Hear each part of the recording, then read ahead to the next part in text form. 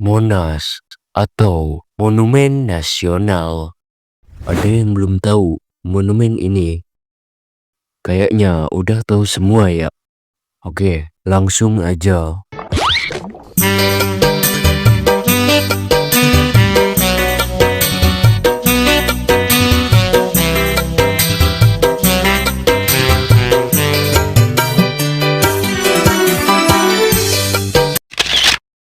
Monumen ini tuh ikonik banget sama kota Jakarta. Dan tahukah kalian untuk tujuan apa Monas dibangun? Coba dijawab dulu tanpa buka Google ya.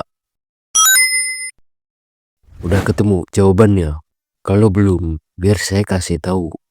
Yaitu untuk mengenang perlawanan dan perjuangan rakyat Indonesia dalam merebut kemerdekaan dari pemerintahan kolonial Belanda. Monas mulai dibangun pada 17 Agustus 1961 di bawah perintah Presiden Soekarno.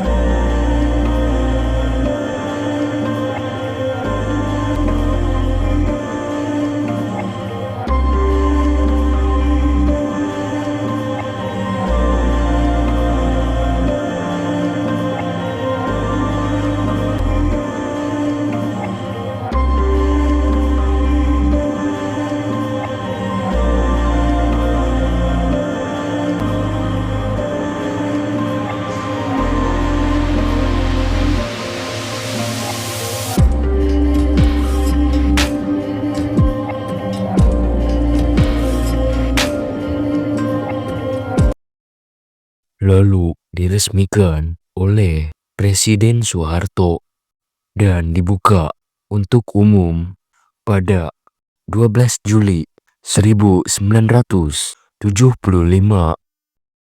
Oh ya, kalau kalian lihat di atas Monas itu ada lidah api yang dilapisi emas. Nah, itu beratnya sampai 50 kilogram coy. Ada juga emas 22 kilogram yang ada di ruang kemerdekaan. Shh, jangan dicolong ya.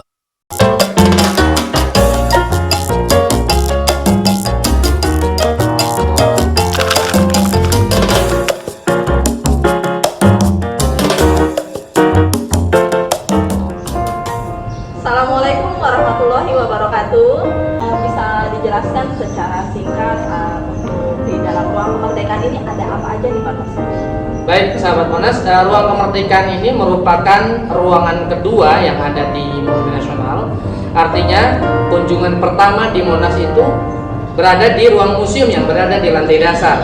Nah, setelah pengunjung berkeliling mengamati seluruh diorama, kemudian naik ke lantai 2, ini fungsinya pertama adalah sebagai ruang kontemplasi atau disebut ruang tenang untuk beristirahat sejenak. Nah, di belakang saya ini adalah bagian utama yang kita sebut ruang kemerdekaan ini. Utamanya objeknya ada di sini yang disebut pintu gapura. Ya. Awalnya, ide untuk mendirikan Monas berasal dari warga negara Indonesia biasa, seorang swasta, benar-benar orang kota sederhana dari Jakarta. Siapakah dia? Oke, nggak usah lama-lama. Dia adalah Sarwoko Martokusumo. Pada tanggal 17 Agustus 1954, Komite Nasional dibentuk dan digelarlah sayembara perancangan Monas pada tahun 1955.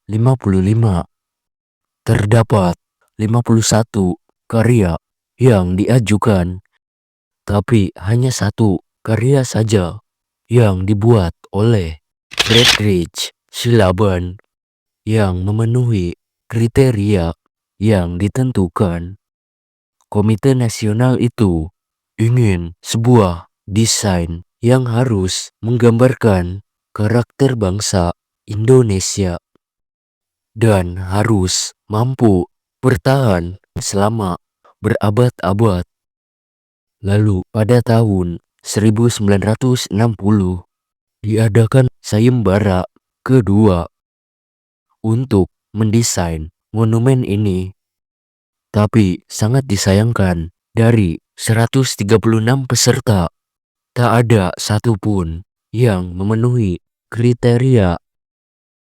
Ketua juri komite itu pun meminta Silaban untuk menunjukkan hasil rancangannya tersebut kepada Soekarno. Tetapi sayangnya Soekarno kurang menyukai hasil rancangannya tersebut. Dan Soekarno ingin monumen itu berbentuk lingga dan yoni. Kemudian Silaban pun diminta oleh Soekarno untuk merancang ulang monumen ini dengan tema yang sudah ditentukan tadi. Silaban menuruti permintaan Soekarno tersebut dan mulai mendesain ulang.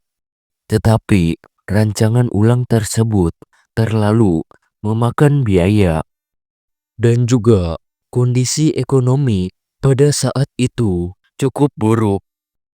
Silaban menolak merancang bangunan yang lebih kecil dari yang ini. Kemudian ia pun menyarankan agar pembangunan monumen ini ditunda hingga ekonomi Indonesia mulai membaik. Kemudian Soekarno meminta seorang arsitek bernama Soedarsono untuk melanjutkan rancangan itu. Lalu Soedarsono memasukkan angka 17, 8, dan 45 yang melambangkan 17 Agustus 1945, yaitu tanggal proklamasi kemerdekaan Indonesia.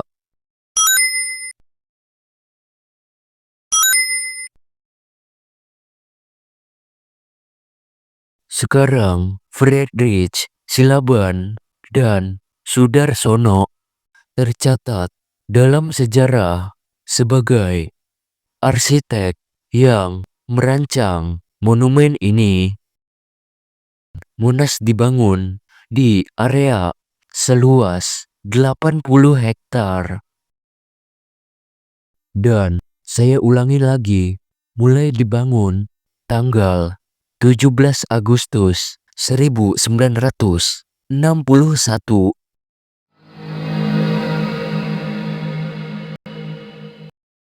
Pembangunan monumen ini terdiri dari 3 tahap.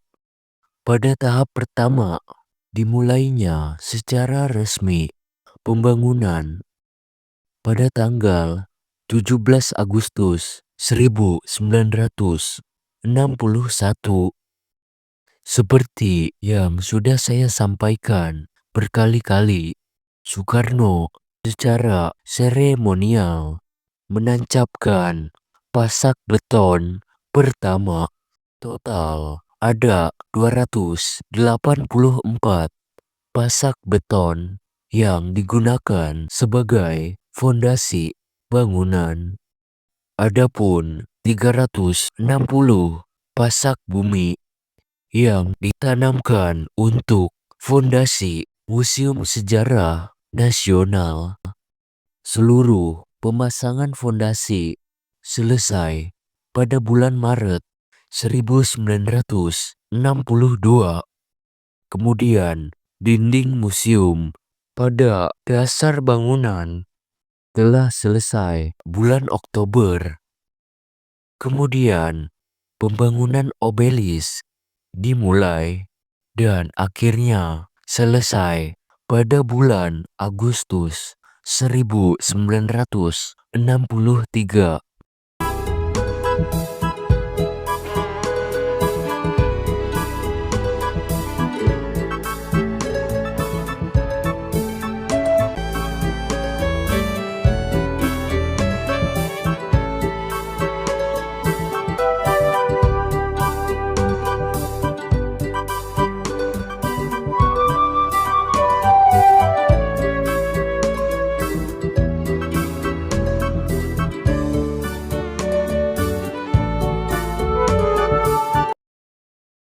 pada pembangunan tahap kedua sempat ditunda karena ada gerakan 30 September dan akhirnya tahap kedua ini dilakukan pada tahun 1966 sampai 1968.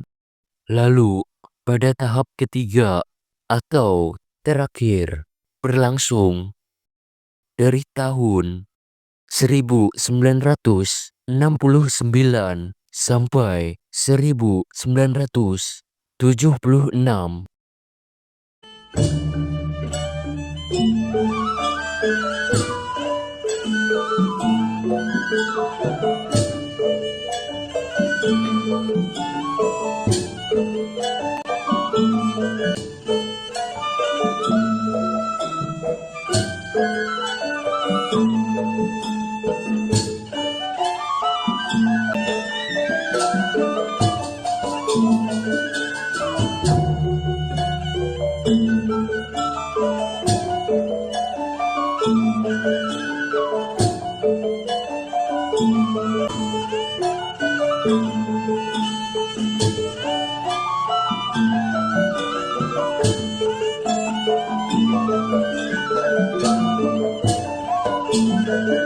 Dengan menambahkan diorama pada museum sejarah.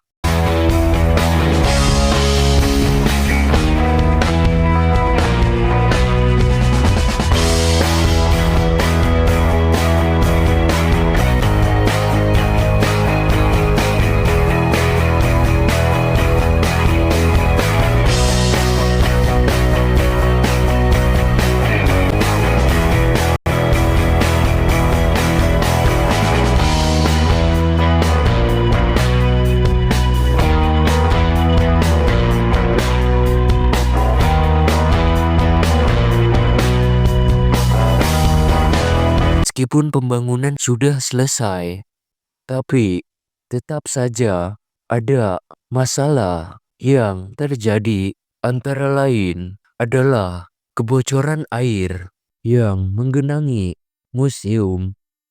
Lokasi pada pembangunan Monas dikenal dengan nama Medan Merdeka, dan juga lapangan Monas mengalami 5 kali pergantian nama, yaitu Lapangan Gambir, Lapangan Ikada, Lapangan Merdeka, Lapangan Monas, dan Taman Monas.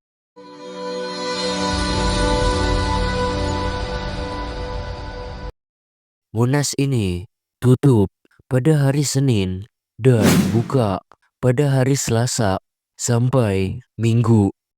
Tapi jika hari Senin bertepatan dengan hari libur nasional, maka ia juga terbuka untuk umum.